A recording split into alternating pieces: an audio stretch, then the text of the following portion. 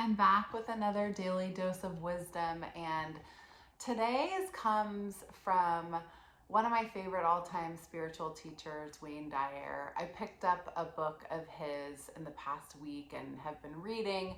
It's called Being in Balance, the 9 principles that he describes that help you to become a more balanced soul. And it's very easy to read, and the verbiage is so digestible the way he talks through each of the points. But one of the things that I've already read in the first 100 pages that really stuck with me is this one thing that I want you to take away from this video.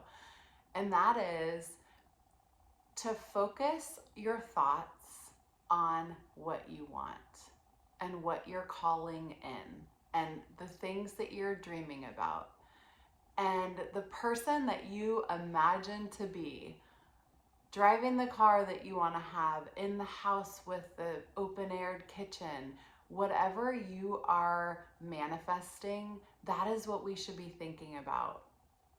And we draw those experiences so much faster to ourselves when we think about it, because it becomes just an extension of who we are, and it doesn't get into our subconscious mind that there's any delay, which takes me to number 2.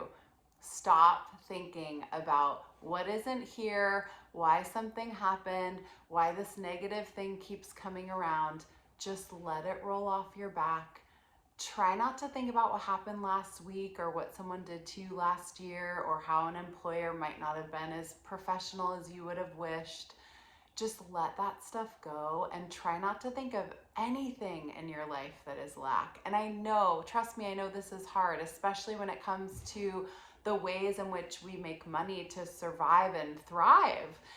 And if you're feeling like, oh my gosh, my bank account's getting low, oh my gosh, oh my gosh, oh my gosh, that's going to be going through your head. Lack, must find work, oh my gosh, this little conveyor belt that's telling you that you're going into fight or flight, but you're not. And when you think about even a little affirmation, like I've been starting to write them down in the morning, like I am always provided for and my bank account is overflowing with money and with joy to create the experiences I want in my life. So try to reframe.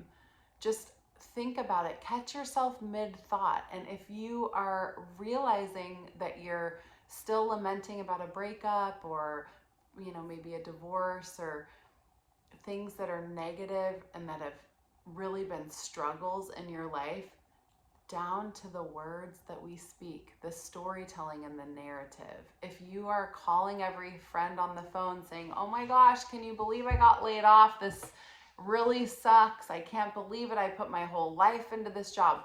Don't do that. Of course you need to have support and you need to voice your opinion and get things off your chest. That's not what I'm saying. But try as much as you can to see what the silver lining is. And not only to speak about that, but to think about it. Usually if we're taken out of a circumstance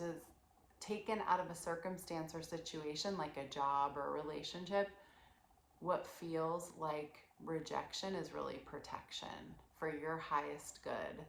So try to think a little more tactically about your thoughts. That's it.